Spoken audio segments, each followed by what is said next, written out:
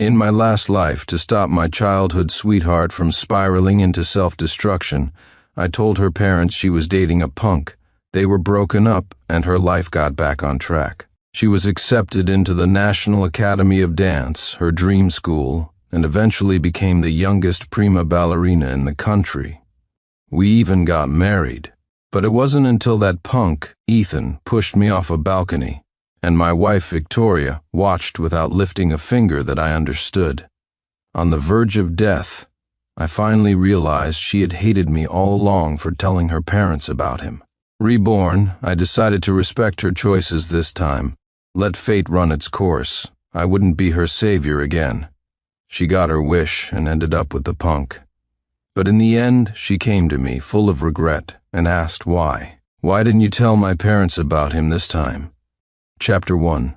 The deafening roar of a souped-up motorcycle jolted me back to reality. Victoria Walsh's youthful, beautiful face appeared before me. I'm going out with Ethan. If the teacher asks where I am during evening study hall, cover for me, okay? She was perched sideways on Ethan's thundering motorcycle, wearing a pretty dress. Her arms were wrapped tightly around his waist, her face aglow with a blissful, contented smile. Ethan shot me a mocking glance, then deliberately revved the engine and peeled out, kicking up a cloud of dust.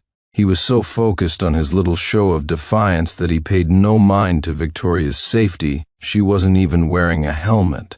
Ah, Victoria let out a piercing shriek. The reckless maneuver nearly threw her from the seat. Only her desperate grip on Ethan's waist saved her from being flung onto the pavement. The obnoxious motorcycle, much like its owner, left behind a visible trail of dust and exhaust fumes. Faintly, I could hear their voices drifting back. What, you scared? If you're scared, get off. I'm not scared, I know you'll protect me, Victoria cooed, her voice dripping with affection. Before Ethan came into the picture, she only ever spoke to me that way. If this were my past life, I would have been heartbroken. But now I just felt a dull phantom ache all over my body. The price of stopping Victoria's downfall was too high. I could never forget the moment before I was reborn. After Ethan shoved me from the balcony, I lay on the ground, a pool of crimson spreading from my head wound, and Victoria just stood there, watching me with cold indifference. You deserve to die, she'd said. If you hadn't snitched on us, Ethan and I would have been together years ago. As the blood drained from my body and a deep chill set in, Victoria stood to the side, locked in a passionate kiss with Ethan. I used my last ounce of strength to reach for her, begging for help. She kicked my hand away in disgust, extinguishing my final glimmer of hope. Victoria and I had been inseparable since we were kids, true childhood sweethearts. We were the longest-standing presence in each other's lives. From elementary through high school, we were always in the same school, usually the same class, always side by side. We had our own secret language, an unspoken understanding, a special bond that set us apart. Everyone just assumed we would end up together. Her dream was to get into the prestigious National Academy of Dance. My dream was to get into Stanford. We were both working hard to achieve our goals, but it seems a rebellious, cocky, pretty boy holds a natural allure for a girl who's always followed the rules.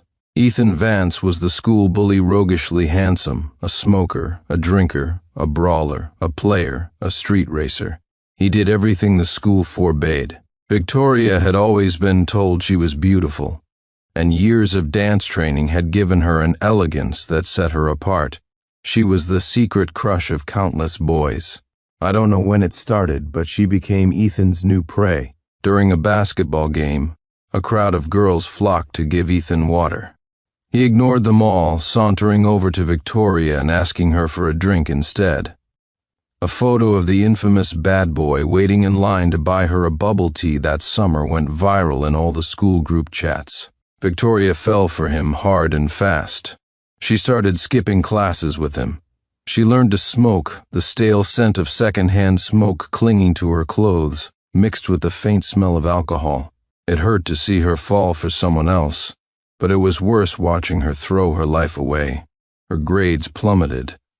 A month before the big dance academy auditions, she was supposed to attend a crucial intensive training camp. Instead, she plotted to injure her own leg, the most vital asset for a dancer, just so she could skip the camp and spend every day with Ethan. She forgot her dream of the academy. She forgot the years of sweat and tears she had poured into her craft. More than a decade of discipline and dedication, thrown away because she couldn't bear to be apart from a boy for 1 month. For the sake of her future, I finally told her parents everything. Consumed by anger, they clamped down on her, supervising her every move. They gave her no opportunity to see Ethan. After the training camp, she aced her audition. She placed second in the country. But because she'd skipped so many classes with Ethan, her academic scores were in the toilet. In the end, I gritted my teeth and sacrificed my own final review time to tutor her. She got into the National Academy of Dance. I didn't get into Stanford. That was the greatest regret of my previous life. I knew she went to find Ethan after graduation, but by then he had already moved on to someone new. I thought that would make her see that he was never serious about her, that she was just a game to him. His girlfriend could have been any pretty girl. Years later, she became the nation's youngest and most celebrated ballerina. I became a successful AI entrepreneur, and we got married. I heard from a classmate that Ethan never went to college. He entered the workforce early, still just a good-for-nothing punk. He got a girl pregnant, had a shotgun wedding, and ended up a father of 3. I thought Victoria had moved on. I never expected to come home one day and find her in bed with Ethan. In the argument that followed, Ethan pushed me off the balcony. Only in my dying moments did I realize just how much Victoria hated me. So, this time, as Victoria willingly walked down that destructive path, I chose to respect her fate. I was done playing the hero. I was curious to see if she would regret it now that she had her wish of being with Ethan. As for me, I was going to make up for my past life's regret and get into Stanford. The next morning, Victoria stood before me, fuming. "Sincere Miller. The teacher asked where I was during study hall last night. Why didn't you cover for me?" she seethed. "Do you have any idea how close I was to getting caught?" My parents almost found out I looked past her calmly. "Why? Is Ethan someone you have to hide? Does he embarrass you so much that you don't want your parents to know about him?" Her face flushed crimson. "Of course not," I nodded. "Then why not tell Mr. and Mrs. Walsh about him?" I tilted my head, feigning a sudden realization. "Oh, I get it. You're just playing around with him, right? You're not serious about him at all?" Victoria was speechless, unable to find a single word to refute me. Her face burned. A sudden chill ran down her spine. She slowly turned around. Her eyes met Ethan's, who was standing just outside the classroom window. His cold, hard stare made her flinch. He didn't spare her another glance before turning and walking away. Victoria scrambled after him in a panic. I turned my attention back to the practice exam on my desk. The student in front of me turned around, indignant on my behalf. "What is with your childhood friend? She's got a model student like you, handsome and smart, and she throws you over for a punk who does nothing but smoke, drink, and fight. He's a total mess." I just smiled. The next day, Victoria limped into class and swapped seats with someone else, her face pale. She coughed intermittently. She was no longer my deskmate, as if to punish me, but to me she was no longer important. Not sitting next to her was an unexpected reward. The story was that her foot was injured as a way of proving her love for Ethan. To her, it was a badge of honor. On a snowy winter night, she had danced for him in the snow, barefoot and wearing only a thin dance leotard, a dance for an audience of 1.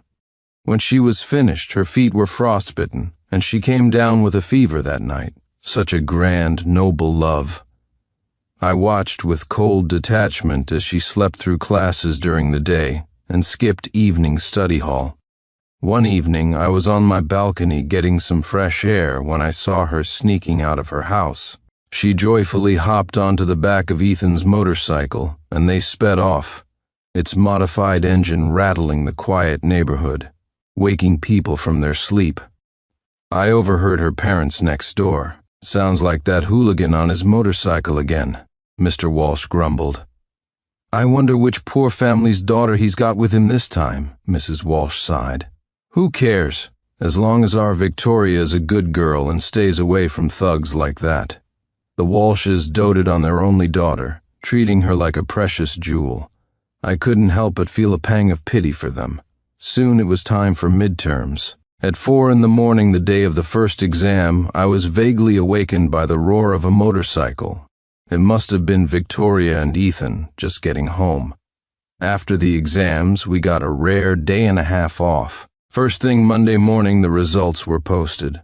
Our homeroom teacher stood at the front of the class, lavishing praise on the students who had improved the most.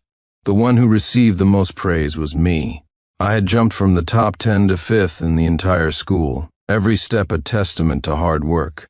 Then the teacher called Victoria out into the hall. Everyone knew why. Her academic scores had always been average, but this time, she was dead last in the class. The gap between her and the student who was second to last was over 100 points. It was a stark measure of how much she had fallen behind. When she returned, her eyes were red. The teacher had clearly given her a lecture. She collapsed onto her desk, sobbing. A couple of her friends went to comfort her, but most of the students were crowded around me, asking for study tips. I shared what I knew freely. The lively buzz around my desk was a sharp contrast to the miserable atmosphere around Victoria's. At one point, our eyes met. Hers were filled with grievance and blame, as if she was furious at me for not comforting her, for being so indifferent. Yet, beneath the resentment, there was a flicker of arrogant expectation. I simply turned my head away. Her sobs grew louder. I don't know who did it, but someone called Ethan. He came over, whispered a few words in her ear, and just like that, her tears turned to laughter. Then Ethan strode directly to my desk and kicked it over. My books and pens scattered across the floor in a mess. "You did that on purpose, didn't you?" he snarled. "You knew Vicky felt bad about her score, so you had to show off in front of her." I saw Victoria's eyes glisten with tears of gratitude. "What's there to be so proud of?" "So you got third in the school, big deal," Ethan said, looking down at me. "Let's make a bet. Next exam, if I score higher than you, you get on your knees in front of me and Vicky and slap yourself twice." "How about it?" Someone in the crowd called out, "And what if you lose?" "Ah, if I lose," he said with absolute certainty, "not only will I kneel before him, I'll bow my head to the ground 3 times. I was genuinely curious how he could be so confident he'd win. Even a clay doll has some fight in it. I met his gaze, refusing to back down. "I'll take that bet." Ethan's eyebrows shot up. "But," I said, placing my hand firmly on his shoulder, "before the competition, shouldn't you show your opponent a little respect?" I smiled. Ethan tried to shrug my hand off, but my grip was like iron. His shoulder didn't budge. His face darkened. Victoria, seeing this, seemed to remember something. Her eyes darted nervously. She quickly knelt to defuse the situation, righting my desk and picking up my scattered books. Ethan was just worried about me, she said, ostensibly defending him but implicitly calling me petty. "There's no need to be so dramatic about it." I gave Ethan's shoulder a few firm pats. His face turned black. Clenching his jaw, he grabbed Victoria and stormed out. As he walked away, I saw him subconsciously rubbing the shoulder I had just patted. A month passed. Despite the bet, Ethan's behavior didn't change. He still skipped classes, got into fights, and hung out at bars. When he was in class, he was usually asleep on his desk. In contrast, I worked tirelessly. Outside of exercise and basic necessities, all my time was spent studying. To most people, the outcome of the bet was already a foregone conclusion. The day of the final exams arrived. Ethan's and my testing rooms were right next to each other. After each subject, he would catch my eye, give me a thumbs up, and then slowly turn it upside down in a gesture of contempt. I really wanted to know what fueled his incredible confidence. The other students were all secretly watching this silent war. On the day the results were released, Ethan swaggered up to my desk and slammed the school-wide ranking sheet down in front of me. "Time to kneel, buddy."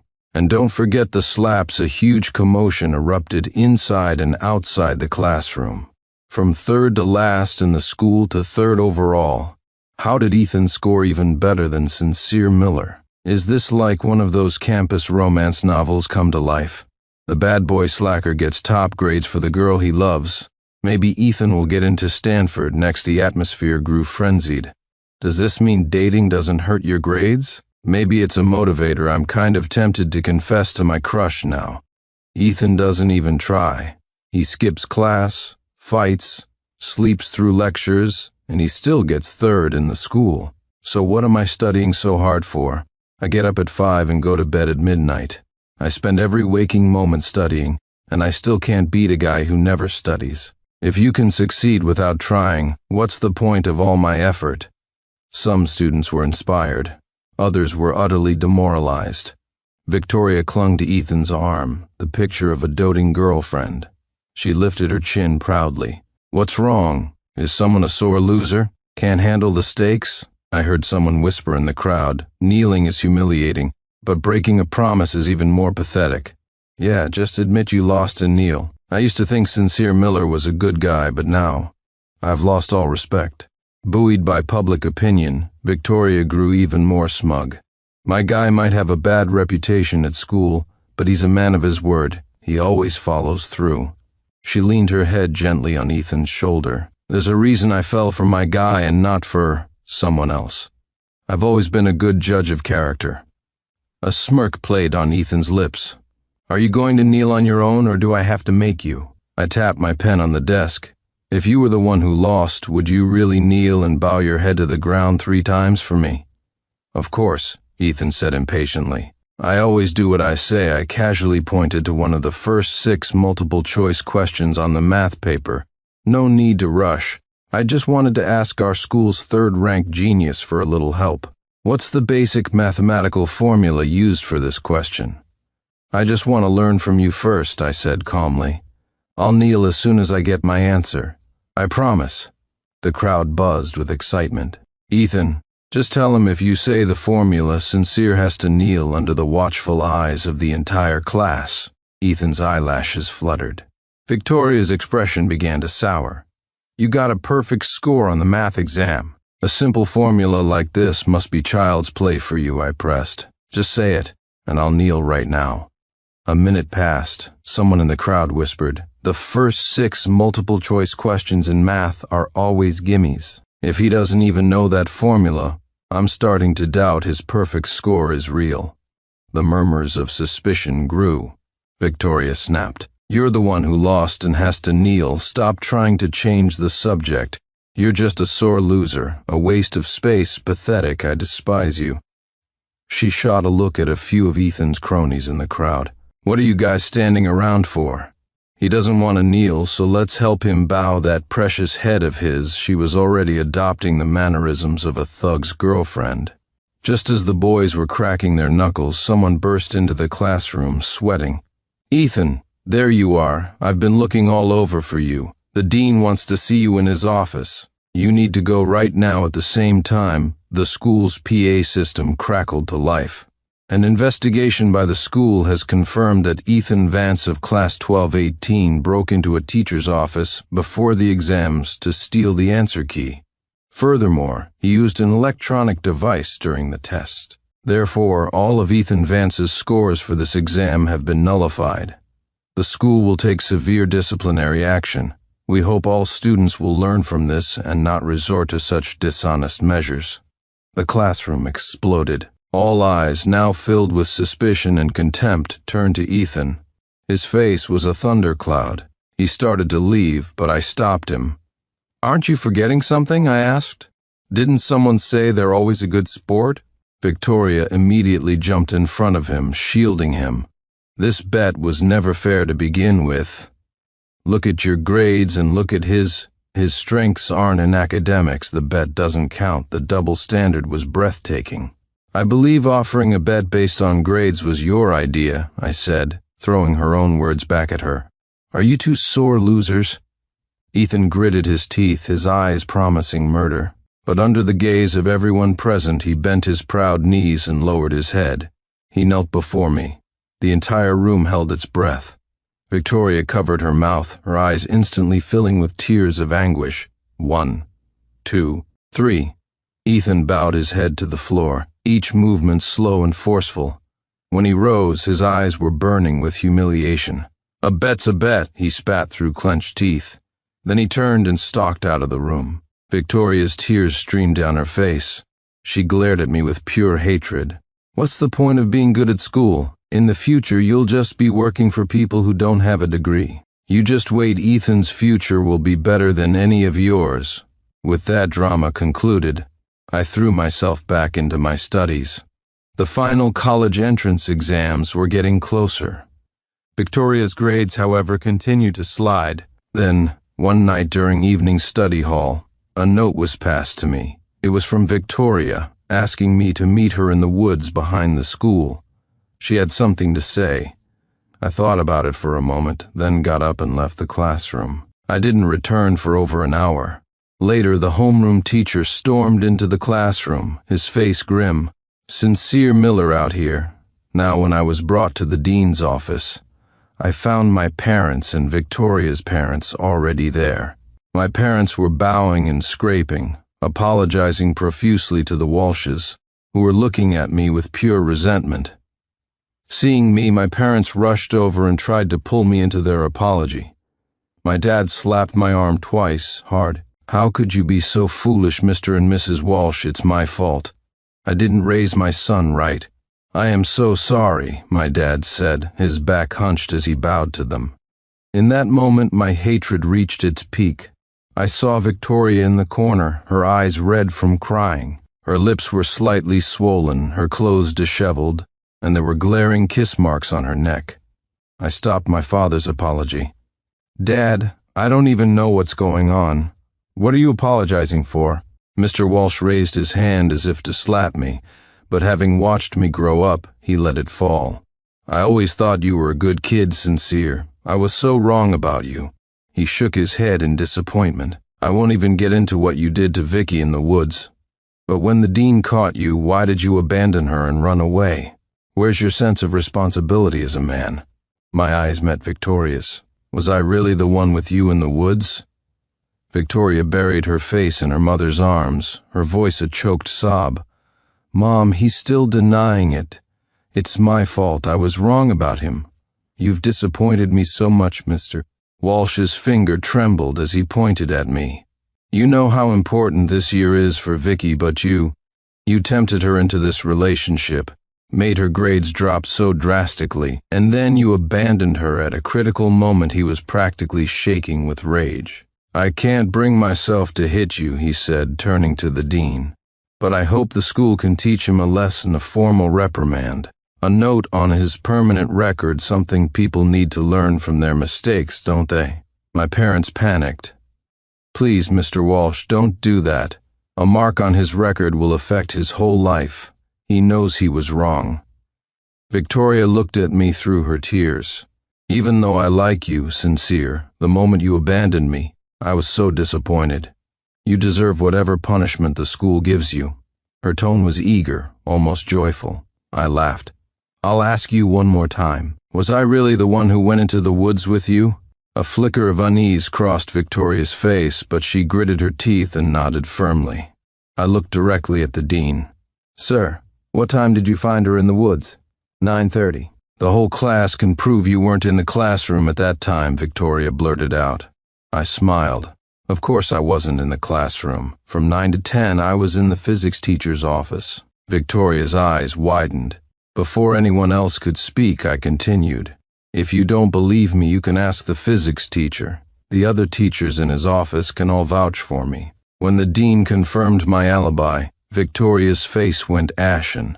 My parents breathed a sigh of relief. Mr. Walsh turned and slapped his daughter across the face. "Who was that boy? He abandoned you, and you're still covering for him, even framing the boy you grew up with. Victoria, what have you become?" My parents and the teachers rushed to restrain him. "Calm down, don't hit the child. Let's talk this through." But no matter how much her parents pressed her, Victoria refused to say Ethan's name. When they turned to me and asked if I knew who she was seeing, Victoria tensed like a cornered animal. I glanced at her and finally said, "I don't know." Victoria was stunned that I would help her, and I was helping her fall even faster. If her parents knew about Ethan, they would have kept them apart at all costs. How could she continue down her path of self-destruction then? Though her parents kept a much stricter watch on her, they didn't know who the real culprit was. So Ethan continued to lead Victoria down a path that broke every school rule. Soon, a notice arrived. The intensive dance training camp was about to begin. Victoria was miserable all week, torn between attending the camp and seeing Ethan every day. The day before she was supposed to leave, my dad came to me. "Vicky's waiting for you at the door. She said she wants to apologize." I was about to refuse, but my dad persuaded me. She must regret it. "You two grew up together. Give her a chance. We're neighbors after all. It's awkward for us adults if you kids aren't on good terms." I thought about it and decided to see her. When I stepped outside, she was sitting on the top step of the porch. I looked down at her. "You wanted to see me?" I wanted to talk. She kept her head down, her bangs casting a shadow over her eyes. "I'm supposed to leave for the training camp tomorrow. Do you think I should go? If you don't want to go, then don't." She looked up, surprised. In our past life, I had pleaded with her, done everything I could to convince her to go. This time, I hoped she wouldn't. A slow smile spread across her face. "Then are you willing to contribute to my decision? What are you planning to do?" She stood up, gave me a small, cryptic smile, and then deliberately threw herself down the flight of stairs. Thump. She landed in a heap at the bottom, her face contorted in pain, but her mouth was screaming, "Mom, Dad, help me." I walked down the stairs to her side. "Why did you do that?" I asked quietly. Sweat beaded on her forehead from the pain, but her smile was one of pure satisfaction. "If I can't go to a good college, why should you?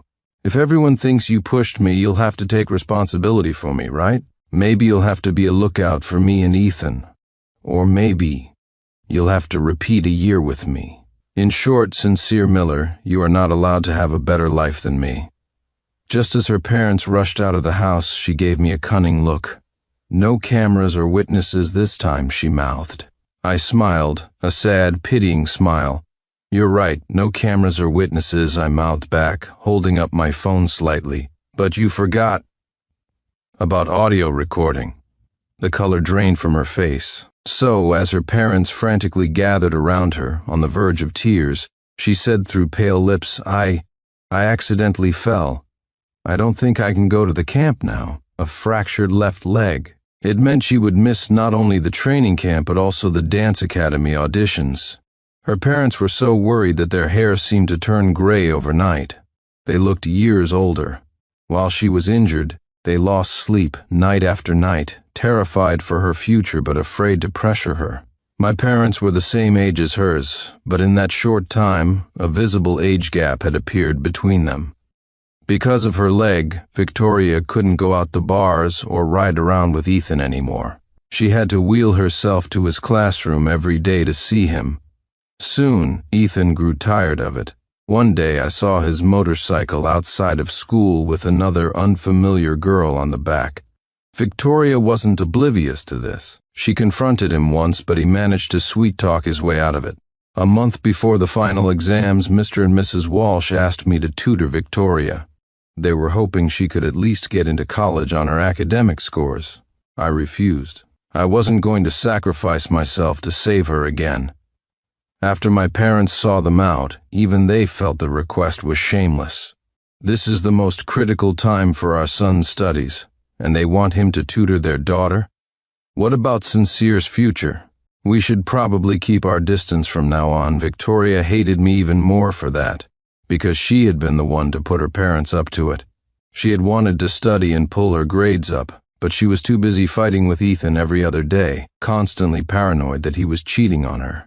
She had no energy left for school. The night before the first day of the final exams, I was walking home from school when a group of thugs cornered me in an empty alley. Their target was my right hand. They were all armed with thick wooden clubs. Unfortunately for them, I took them all down. When we were little, a boy used to bully Victoria because he had a crush on her. To protect her, I started learning Taekwondo. I've been learning it ever since. Perhaps it was all for this moment, not to protect someone else, but to protect myself. I called the police. The thugs confessed who had sent them. Ethan Vance. He was still bitter about having to kneel and wanted to destroy the one thing he thought I cared about most. He was over 18. He would have to face the legal consequences. When the exam results came out, my score was withheld. My mom was worried sick. What if you filled out the answer sheet wrong and there's no score? She fretted, then answered herself, No, that can't be it. It must be because you're in the top 50 in the state. Oh, my son is the best. Before we could even look up my score, admissions officers from both Stanford and MIT showed up at our house, competing to recruit me. In the end, I chose Stanford. It was the regret I needed to erase from my past life. The house next door was silent. They didn't even come to my graduation party. Later, I heard that Victoria's score was more than 50 points below the cutoff for a bachelor's degree. After that, I embarked on a new journey. I didn't slack off in college. While I studied hard, I also maintained a healthy social life. In my senior year, I and a few classmates started our own company, diving deep into the field of AI. It was tough at first, but eventually we achieved tremendous success. I also met the love of my life. She was a graduate from MIT next door. I may not have gone to MIT, but becoming an MIT son-in-law wasn't a bad alternative. Her name was Hannah, and she was a truly wonderful person. Her beauty was just the surface. Her true value was in her intelligent and cultivated mind. We were perfectly matched in our values, and we could talk for hours about work, life, anything. We settled down in the Bay Area, got married, and had an adorable daughter named Lily. My only regret was that my parents were getting older and didn't want to leave the hometown where they had spent their whole lives. One year, I brought my wife and daughter home for the holidays. As we got on the elevator, a bloated woman got on with us. She had 2 little girls trailing behind her and was holding a wailing baby in her arms. The children were all a bit grimy. Coincidentally, we were headed to the same floor. I wondered if the Walshes had moved out. My parents had never mentioned it. We stepped out of the elevator and went our separate ways. Suddenly, a familiar voice called out, "Sincere Miller." A bolt of lightning shot through my brain. I turned around slowly. "Victoria?" I asked, my voice hesitant. She looked at me, then down at herself. She was disheveled and dirty. Her gaze faltered, and a look of shame flickered in her eyes. "You're back?" I nodded and introduced my family. "This is my wife, Hannah, and this is our daughter, Lily." My wife greeted her politely. My baby girl also said sweetly, "Hello, Auntie." For some reason, after glancing at my wife and daughter, tears began to well up in Victoria's eyes. "It's been a long time. Can we talk?" Forgive my masculine curiosity, but I really wanted to know how the elegant young ballerina from my past life had ended up like this. My wife gave me a playful, knowing look and took our daughter inside. After settling her children at home, Victoria came out and sat on the steps. Tears streamed down her face. "Why? This time? Why didn't you tell my parents about me and Ethan?" Her tone was a mixture of blame and regret, but it carried another message. I heard the subtext loud and clear. She had been reborn too. "I was just giving you what you wanted," I said. "The thing you hated me for most was telling your parents about Ethan, wasn't it? You hated me so much you wanted me dead." She buried her head in her hands and sobbed.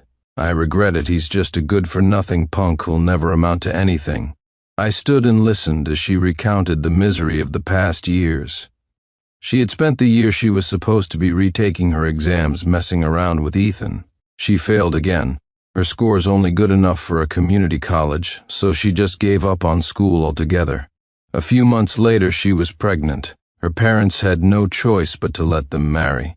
Ethan's vices escalated from smoking, drinking, and fighting to womanizing and gambling. He refused to get a job. Victoria had wanted to find work after her first child was born, even as a kindergarten teacher teaching dance, but she got pregnant with her second before she even finished her postpartum recovery. Then came the third. 3 consecutive pregnancies had ruined her figure and covered her face in age spots. Ethan's parents had long given up on him, so the burden of raising the children fell on Victoria and her parents. Ethan grew to resent her more and more. He would take any money in the house and gamble it away. If she ever argued with him, he would beat her. Her parents' life savings were all lost to his gambling addiction. For the sake of their 3 grandchildren, the already retired Mr. and Mrs. Walsh had to go back to work, taking jobs as cleaners and security guards just to make ends meet.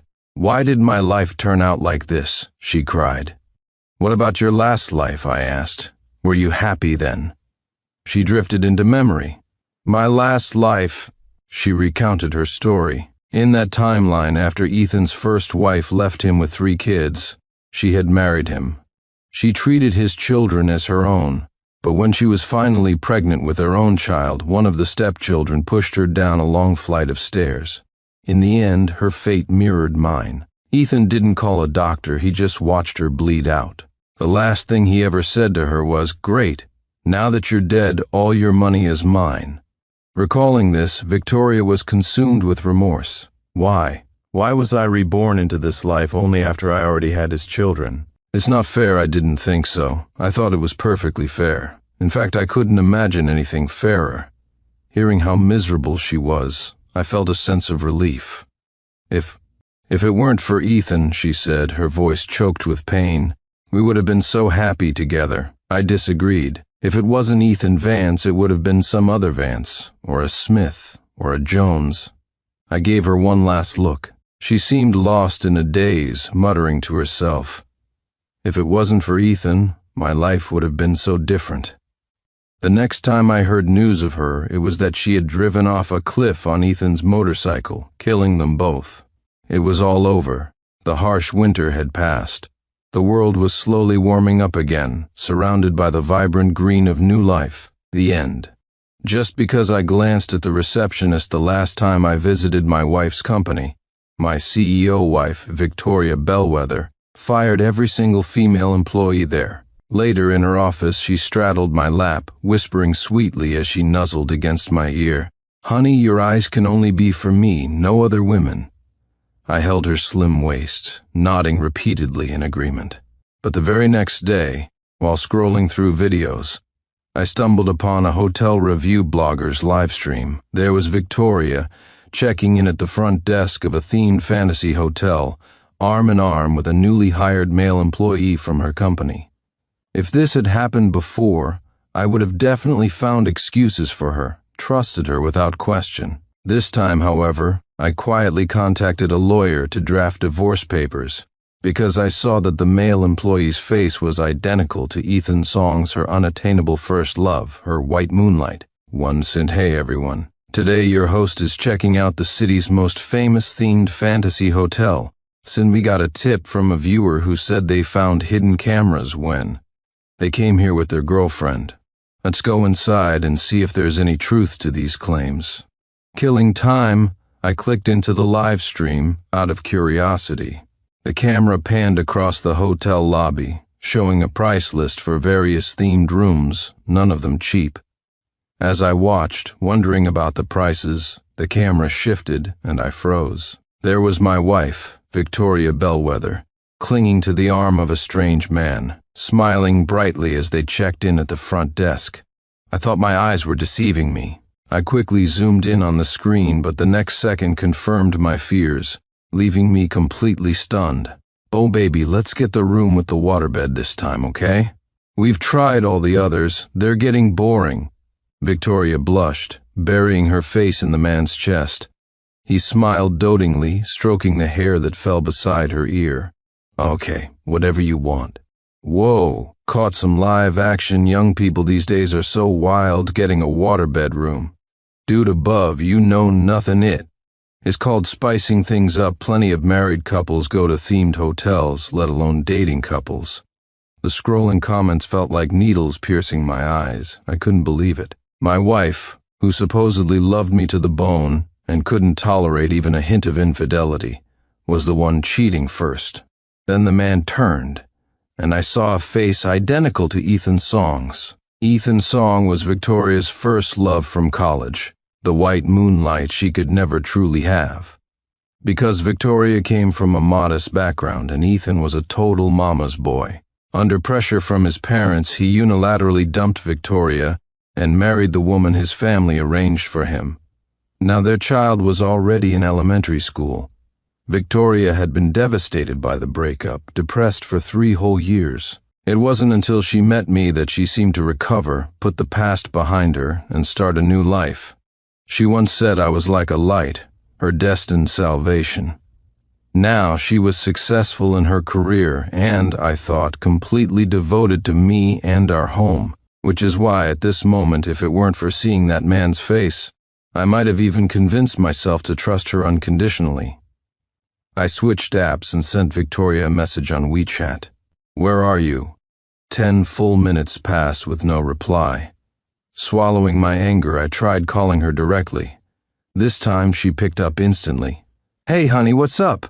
I forced myself to sound calm, but my tone was icy. "Where are you?" She hesitated for a moment, then quickly put on a smile in her voice. "I'm out of town on a business trip. Sorry, honey, something urgent came up with the company. It was so rushed I didn't get a chance to tell you beforehand." As Victoria spoke, the distinct sound of a shower running came through the phone. My fists clenched involuntarily, nails digging deep into my palms. "Where's the business trip? What city? Who's with you?" Sensing my insistence, Victoria sounded slightly annoyed but stuck to her lie. "Just a few colleagues from the company." "Honey, what's with all the questions? Don't you trust me?" I sneered inwardly. "It's precisely because I trusted you too much that I'm only finding out today you've apparently stayed in every single room of that themed hotel with another man." The sound of the shower stopped abruptly on her end. Before I could say anything else, Victoria made an excuse and quickly hung up. "I gotta go deal with some documents now. Talk later, honey. Make sure you eat properly while I'm gone." Then the line went dead, leaving only a long, heavy dial tone. I stood there for a long time, numb, before snapping back to reality. The live stream, still running in the background, was wrapping up. Irritated, I turned off my phone and sat by the window lighting a cigarette. I couldn't understand it. I just couldn't wrap my head around it. In our 2 years of marriage, while I might not have been the perfect husband, I had never once lost my temper with Victoria. When she said she didn't like that there were too many women at my workplace, I quit my job and stayed home without a single word of complaint, just because she asked. And yet here she was telling me she loved me, forbidding me from even interacting with other women, while secretly carrying on with a stand-in for her white moonlight, doing God knows what in hotel rooms. The thought made my gaze drift towards the double bed in our bedroom. An image of Victoria pinned beneath that other man flashed through my mind. My throat tightened. A wave of nausea hit me, and I rushed to the bathroom, gagging over the toilet bowl. 2 all night long. Not a single call from Victoria. I sat there from sunset to sunrise, sleepless. It wasn't until noon the next day that the dead-bolted front door was unlocked from the outside. Victoria walked in. The moment our eyes met, a flicker of panic crossed hers. Honey, why are you up so early?" I let out a cold laugh, my face expressionless. "It's noon. Why are you just getting back?" "When the traffic was bad, got held up a bit." Seeing I didn't press further, she relaxed slightly, habitually dropping her bag and sitting on the sofa to change her shoes while complaining to me. "Honey, don't even ask. That hotel was barely fit for humans." I raised an eyebrow. Oh. And food was awful, totally not used to it, and the room wasn't great either. I kept feeling like the bed was dirty. As she spoke, she pulled down the collar of her blouse. "Look, see? I even got a rash." A large patch of red marks, clearly Hickey's, was brazenly exposed to my view. No attempt to hide them, no hesitation. The proof of her recent intimacy now casually explained away with a flimsy excuse, shown to me so openly. My hands clenched into fists. I fought the urge to lunge forward and strangle her. But in the next second, Victoria sat directly onto my lap. She wrapped her arms around my neck, her lips brushing against my earlobe unintentionally. The scent clinging to her, a man's cologne, not mine, instantly filled my nostrils. My stomach churned, and I gagged right then and there, overwhelmed by disgust. "Honey, what's wrong? Are you not feeling well?" she exclaimed, jumping off my lap. I waved a hand dismissively and stood up, heading towards the bathroom. Spending another second in the same room with her felt unbearably sickening. That evening, Victoria locked herself in the study, claiming she had work to handle. I didn't ask questions and went straight to the bedroom. Lying in bed, I tossed and turned, the images from the live stream flashing relentlessly through my mind. I couldn't just swallow this. Fueled by anger, I started searching online for law firms. I don't know how long I searched before I drifted off into a hazy sleep.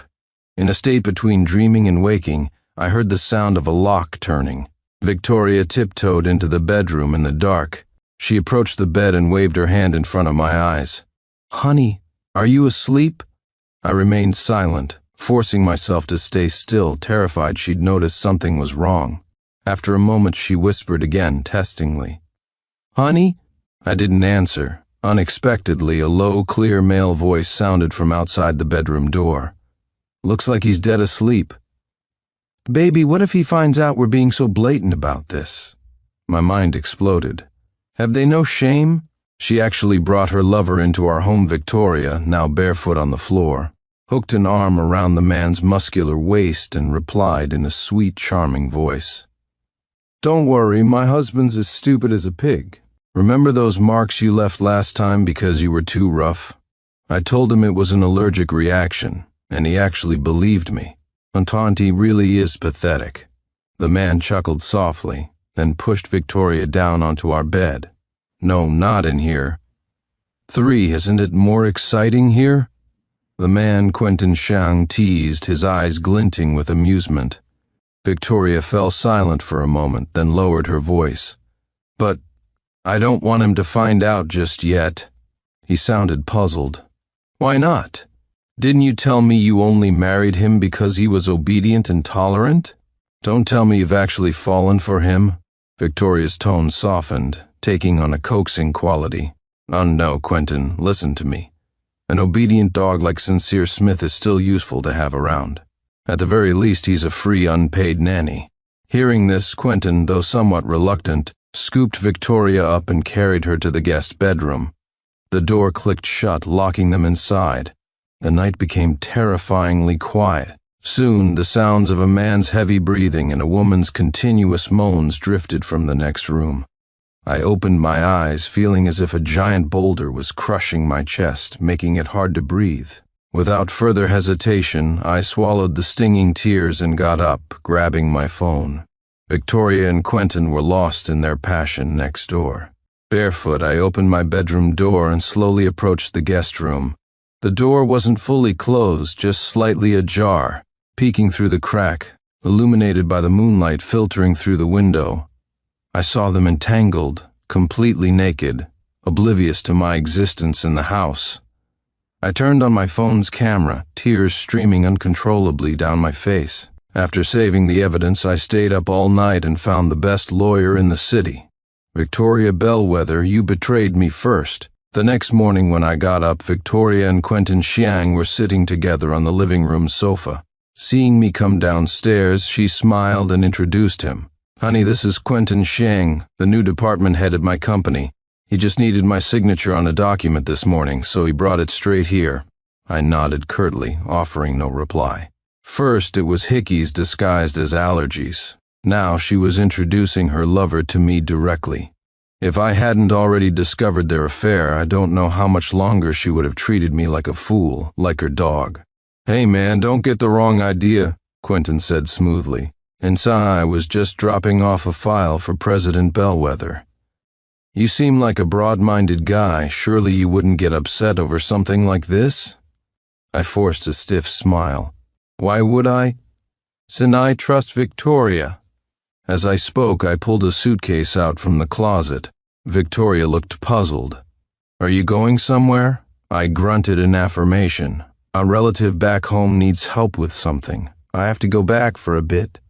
I made up a random excuse, desperate to escape the suffocating atmosphere of this house. But Victoria walked over, suspicious. "And a relative? Which relative? Have I met them?" The strained smile remained on my face. "No, you haven't met them, but we're quite close." But the launch event for the new branch is next Monday. You promised you'd be there, didn't you?" She sounded reluctant, but my patience was wearing thin. "The launch event?" After she put these massive metaphorical horns on my head? And she still expects me to accompany her to a launch event? What a joke. "Don't worry, I remember. I'll definitely be there on time for the launch." While talking, I quickly threw some clothes into the suitcase. Victoria tried to stop me, but this time I didn't look back. I just grabbed the handle and walked out the door. I took a cab to the south side of the city and booked a hotel room for a week straight. Until the divorce papers were finalized, even looking at her made me sick. Over the next few days, Victoria initially pretended to care, calling me occasionally with feigned warmth. Gradually, she stopped bothering even to send a text message. During a moment of boredom, I opened my phone and logged back into the surveillance app for the cameras I had installed in our living room. I'd put them in back when I was still working and traveling frequently for business. Worried about Victoria being home alone, I bought wireless cameras online. Later, she called it an overreaction, so I stopped checking the feed. Now, logging into the back end, I watched as, in my absence, Quentin Xiang had brazenly moved into my master bedroom. They were intimate everywhere from the living room to the balcony, even the bathroom. Various adult toys lay scattered on the floor. I sneered inwardly. However much pleasure she was feeling now, the pain she'd feel in a week would be proportionally intense. I compiled all the evidence I had gathered into a slideshow presentation and arrived at the venue just before the launch event began. The ceremony hadn't started yet. Victoria, wearing her favorite red high heels, stood on stage giving a speech. With the USB drive in hand, I slipped into the control room. The moment Victoria, teary-eyed, officially announced the start of the ceremony, I didn't hesitate. Swiftly, I plugged the USB drive into the computer connected to the large screen behind her. Creative disclaimer: this story is a work of fiction. Please do not associate it with reality. 5. Welcome, members of the press and esteemed guests, to the launch event for our new company branch. And CEO Victoria Bellwether. She stood on stage beaming at the cameras, completely unaware that the large screen behind her had switched from the company logo to something else entirely. The next second, loud moans erupted from the sound system. Everyone's attention snapped to the big screen. Whoa, this woman is wild. Oh my God, isn't this a press conference? How did it turn into a live sex show? And President Bellwether, excuse me, is that you in the video? She froze, then glanced back at the screen. Just one look was enough. Victoria turned deathly pale as if plunged into ice water. Horrified, she frantically tried to block the screen with her hands. Don't look, everybody, stop looking, 'cause that's not me, and it's really not me. Quentin Xiang, his face dark with fury, moved to shield Victoria. Who the hell played this? He roared. Oh, you want to get fired? I strolled nonchalantly out of the control room, leaning against the doorframe with an air of detached amusement. And President Bellwether, isn't that the male lead from the video right there beside you? Someone shouted from the crowd. When we didn't expect such disrespect. You knew this was a major launch event. Why would you let a video like this leak? Oh, exactly, you seem so professional and decisive. Who knew you were like this behind the scenes? The crowd erupted in murmurs and accusations, all directed at Victoria. She looked up, her gaze cutting through the throng of people to meet my smiling eyes. Sincere Smith. And 't was you, did this. She scrambled down from the stage like a madwoman trying to confront me, but the crowd swarmed around her and Quentin, blocking her path. I smirked, gave a helpless-looking shrug, and turned to leave the venue. Because the event was being live-streamed, the scandal spread like wildfire. Online commenters quickly dug up proof that Victoria Bellwether was married, posting the evidence everywhere. When the company's board of directors found out, they were furious. They held an emergency meeting that very night and voted to kick Victoria out. I returned home to the mess they had left behind. The bedroom floor was littered with various kinds of lingerie. The duvet and sheets were kicked onto the floor, and the contents of the trash can beside the bed were too disgusting to look at. Pinching my nose, I called a professional cleaning service. All the furniture, along with all of Victoria's belongings, were packed up and hauled away to the dump. I practically renovated the entire place, inside and out. That evening, exhausted, I lay on the sofa. As I opened a drawer, a photo album caught my eye. I remembered it as a collection of memories from my time with Victoria, each photo representing a place we had visited together. But the moment I opened the album, I froze in shock. The man in the photos wasn't me. It was her white moonlight, Ethan's song. No, to be precise, it was a series of faces that looked remarkably like Ethan's song. The date started from the first year of our marriage. Right up until recently, that man, Quentin Xiang, was just the one who had lasted the longest by Victoria's side. So, it was all a lie from the very beginning. Victoria married me purely to have a free nanny to wait on her. All those moments I mistook for signs of her love were just my own wishful thinking. Sitting there, I felt like I was on pins and needles. Unable to suppress the fury boiling inside me any longer, I ripped the photos in the album to shreds. Just then, the front door opened. Victoria stood there, looking utterly defeated, her eyes bloodshot, staring daggers at me. "Sincere Smith, what are you doing?" She rushed towards me like a madwoman. Seeing the shredded photos scattered on the floor, tears instantly welled up and streamed down her face.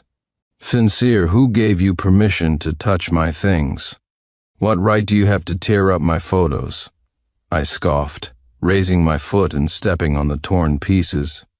"Victoria Bellwether, since we got married, I have respected you, cherished you, cared for you. Whatever you wanted. I did my best to give it to you. Whatever you said, I always did it without question. But you, for a man who's already married, you betrayed me, used me.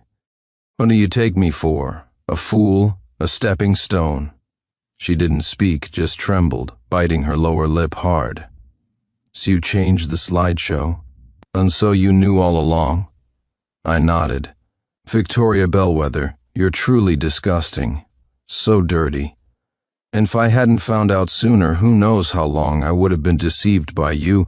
Since your heart was never free, why did you marry me in the first place?" I expected her to lash out, to argue hysterically about the photos. But instead, she just stood there crying for a long time. Then, as if nothing had happened, she looked up at me. "Honey, I know I wronged you. And Sina was just playing around with them, that's all. Teen, come with me to the company right now. Tell everyone that the person in the video wasn't me, okay?" I could hardly believe my ears. "Are you kidding me?" I asked incredulously. "And after everything that's happened, you actually think I would help you? Us and you lost your mind. I am the victim in all of this, from start to finish." "Sincere Smith."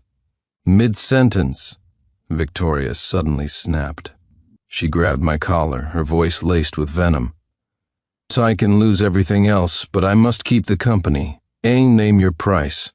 Just promise you'll help me clear my name, and I'll give you every cent I have, okay?" I violently shoved her hand away, replying with a scornful laugh. "In your dreams.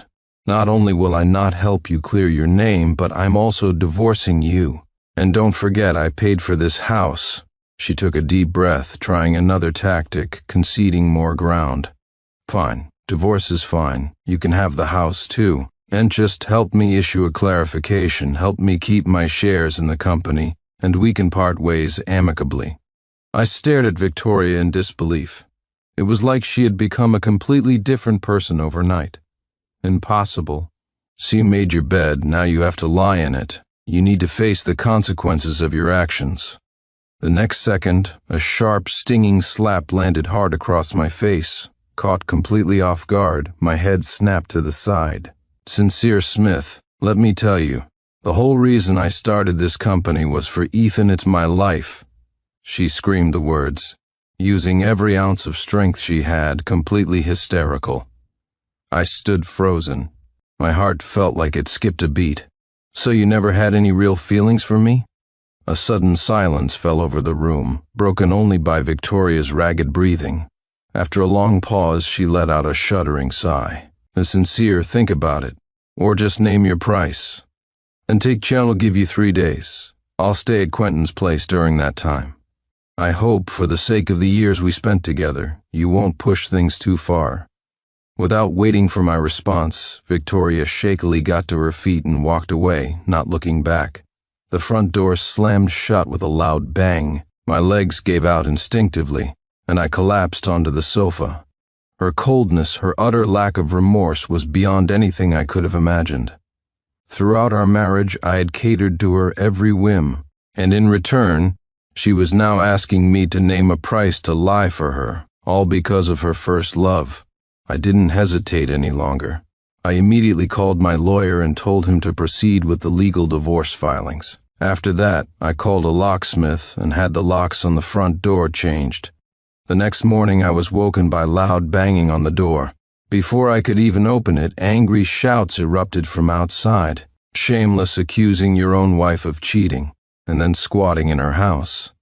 Exactly, even if they're divorcing, it's marital property. This guy is immoral." Confused, I opened the door. The next second, someone threw an egg, splattering it all over me. Then a barrage of trash and other objects rained down on me. Through the chaos, I saw Victoria standing in the crowd, a smirk playing on her lips. "A man like you is just proof that poor people cause trouble. President Bellwether is the CEO of a listed company. Look at yourself. How dare you slander her with fake videos," one neighbor yelled. "And get him killed, a scumbag trying to steal her property and ruin her reputation," shouted another. I fought back my anger, wiping the filth off my face. "What nonsense are you talking about? How did I slander her?" The moment I spoke, Victoria burst into loud sobs. "Everyone, please be the judge. We've been married for years. Even if I haven't contributed grandly, I've put in effort. Now he wants to leave me with nothing. So he ruined my launch event and framed me with a fake video." Then Victoria pulled out a small audio recorder from her pocket. It played back a recording of our conversation from the day before. The audio was clearly edited. Listening to it now, it made me sound like a complete monster. "Victoria Bellwether, if you have proof, then show it. Trying to clear your name with an edited recording. That seems a bit weak, don't you think? Spit, you damn scumbag, full of lies. Now you're turning it around, claiming the recording is edited?" One of the neighbors spat. "Yeah, we're all neighbors here. We see what you're like day to day," another added. Victoria dabbed at her tears, all while looking at me with mocking eyes, as if watching a pathetic clown. "When you live here, but I've never seen you go out to work, a grown man relying on his wife for support. And not only does he not work, he doesn't even cook. Every time I pass by their house, I see his wife bringing plates out from the kitchen. Kept man, just go die. What's the point of someone like you living? Just wasting air." I almost laughed out loud at their accusations. Said I didn't work? Since I got together with Victoria, I lost count of how many jobs I'd had, and quit simply because she didn't approve of them or there were too many female colleagues. I used all my savings from before I met her to buy this house. After getting married, I did the laundry, cooked the meals. I never slacked off on anything. I still remembered, in our first year of marriage, Victoria told me, "And son, I need money, I need love, companionship. So I hope you can stay home and be with me every day." But gradually she started staying out all night for any reason. When I asked for an explanation, she would lash out. "And sincere, staying home all day has turned you into a frog in a well. You don't understand company business. So don't ask. I'm busy. Don't call me unless it's important." Those were her exact words. How did it suddenly become my fault today? I lifted my head, fighting the urge to curse them out, and ground out through clenched teeth. "Apologize to me." But instead of listening, they just laughed louder. "Don't you deserve an apology? Look at yourself. Who do you think you are? "You got what you deserved, man with a rotten heart like you should be locked up in jail." I snorted coldly and pulled out my phone. "Fine. You want to make a scene? Let's see who's right when we get to the police station." 9. When we arrived at the police station, Victoria still had tear streaks on her face. The neighbors who had thrown things at me were also brought in. Facing the police officers, before I could even speak, Victoria started crying again. "Officer, my husband falsely accused me of having an affair, took over our house, and changed the locks behind my back if I hadn't come home today to get something and found I couldn't get in. I wouldn't even know." Hearing this, the police officer looked at me with disdain. "You're a grown man. Even if you're getting divorced, you can't behave so disgracefully." I didn't say much. I just took out my phone, played the video evidence, and placed it on the table. Whoever faked what, they know it in their heart. "Officers, you can send both the audio recording and this video for technical analysis. Then the truth will come out, won't it?" The aggressive neighbors became even more self-righteous. "So go ahead. Send it." I refused to believe that Victoria, CEO, would do something like that. "So I bet it's you, you shameless bastard, who has impure motives." They argued back and forth, raising a ruckus in the station. The police officers told everyone to be quiet. Then both the audio recording and the video were sent to the technical department for verification. A flicker of panic crossed Victoria's eyes. Her guilty conscience was obvious. "And Sincere, if you just apologize to me and publicly issue a clarification, I'll pretend none of this ever happened. And I'll even forget about the divorce. We can go back to how things were." Hearing Victoria say this, the neighbors who had defended her looked annoyed. "Victoria, why would you reconcile with him? Just tell this bum to pack his bags and get lost. Why humiliate yourself like this?" I remained silent, sitting quietly in the chair, waiting for the analysis results. An hour later, a police officer returned to the room with a file. Victoria turned her head away. The officer looked me up and down, then handed me the file folder. "Sorry, this is a civil dispute. We don't have the authority to interfere. And as for the neighbors assaulting you, do you wish to settle this privately or press charges?" I shook my head. "Press charges." "Conright, then we'll proceed according to regulations." Before the neighbors could react, they were led away by the police into an interrogation room. After their statements were taken, they were detained according to the law for assault causing minor injury. I walked over to Victoria, a cold smile on my face. "I suggest you sign the divorce papers. Otherwise, I don't mind making this whole situation much, much bigger. And after all, you were the one who wronged me first." After leaving the police station, Victoria hurried after me, catching up in a few quick steps. She grabbed my arm from behind. "Sincere, I'm sorry." I yanked my arm away with disgust. "Victoria Bellwether, don't make me sick." "Sincere, I'm begging you. The divorce is fine. You can have the house. I know I was wrong about the affair. I wronged you. But please, can you just pretend it never happened? At least let me keep my job, please." I snorted derisively. "Keep your job? Victoria, are you still going to keep up this act, even now? You never gave me your heart, not from the beginning, not ever. Since you couldn't forget Ethan Song, why did you drag me into your life? And away you are. Even if Ethan Song wasn't married, he would never choose to be with you." I turned my back on her and walked away without another glance. Back home, I had my lawyer draft a new divorce agreement and sent it to Quentin Xiang's address, where Victoria was staying. I thought Victoria would finally give in, but unexpectedly she dragged things out until the final court date. She didn't show up for the first hearing, nor the second. The neighbors who had been detained for attacking me were furious after their release. They posted the entire story, the cause, the events, everything online. As a public figure, Victoria was already under scrutiny. This incident caused a massive public outcry. The scandal even reached Ethan Song. It disrupted his normal life to the point where he felt compelled to issue a public statement. He clarified that he had never wronged Victoria back in the day and wanted absolutely nothing more to do with her. 6 months later, I received the official notification from the court. The divorce had been granted by default judgment. I didn't care one bit whether Victoria was alive or dead. The sincere Smith who had been full of love and devotion for her was long gone. Her company appointed a new chairman. I put the house up for sale, ready to start over. A year later, I had found a new job and was soon promoted to a junior management position. To celebrate my promotion, my colleagues and I went out to a hot pot restaurant on a pedestrian street. After a few rounds of drinks as we were getting ready to leave, we noticed a crowd gathered outside the hotel next door. Curiosity piqued. We edged closer and saw what looked like a wife catching her husband's mistress. A woman, wearing only a bathrobe, her hair disheveled, sat crying pitifully on the ground. The man standing beside her looked vaguely familiar. Taking a closer look, I realized wasn't that Victoria's White Moonlight, Ethan Song. "You damn whore, keep chasing after my husband, will you? I'll beat you to death today," Ethan Song's wife screamed, attacking the woman on the ground. The woman on the ground desperately tried to shield her face, sobbing uncontrollably.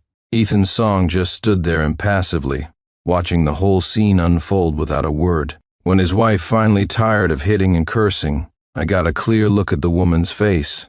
Though bruised and swollen, I recognized her instantly. Wasn't that Victoria Bellwether who had disappeared for a year? "Oh, what bad luck," I muttered under my breath. My colleague noticed my reaction. "What's up, Sincere? You look like you know her?" I quickly shook my head. "Oh, don't be ridiculous, I don't know her." Perhaps my voice was a bit too loud. Victoria suddenly looked up and her eyes locked onto mine. She scrambled through the crowd, crawling on her hands and knees towards me, grabbing onto my pant leg. "Husband, I knew you still loved me. I'm sorry. I was wrong. I finally realized today that Ethan Song never cared about me at all. And I'll never go near him again, okay? Take me home, please, take me home." She slurred her words. Dried blood caked at the corner of her mouth. My colleagues, witnessing this scene, recoiled in shock. "Whoa, what's going on? And Sincere, why is this crazy woman calling you husband?" Unmortified, I desperately wished the ground would swallow me whole. "Are you insane? I don't know, you touched me again and I'm calling the police." But Victoria clung to me desperately. "Husband, I really know I was wrong. Please give me one more chance, okay? I promise I'll only love you from now on." Ethan Song walked over to us, stared silently at Victoria for a moment, then pulled out his phone and called the police. Only when the police arrived and managed to restrain Victoria did I finally manage to escape the chaotic scene. About 2 weeks later, a colleague showed me an update on his phone he found online. Victoria, unable to let go of Ethan Song, had tried to lure him to a hotel again, only to be caught red-handed by his wife. After being taken to the police station, it became apparent that Victoria's mental state had deteriorated significantly. She could barely speak coherently. She was later admitted to a psychiatric hospital. As for Quentin Shang, after being fired, he apparently got involved in gambling and was eventually arrested by the police. "Men and Sincere," my colleague said, shaking his head. That woman is truly disgusting. Chasing a married man relentlessly. People like her don't deserve to be loved." I smiled faintly and nodded. Yes, she didn't deserve love, nor was she capable of truly receiving it. After all, once upon a time, a genuine love was placed right in front of her, and she didn't know how to cherish it.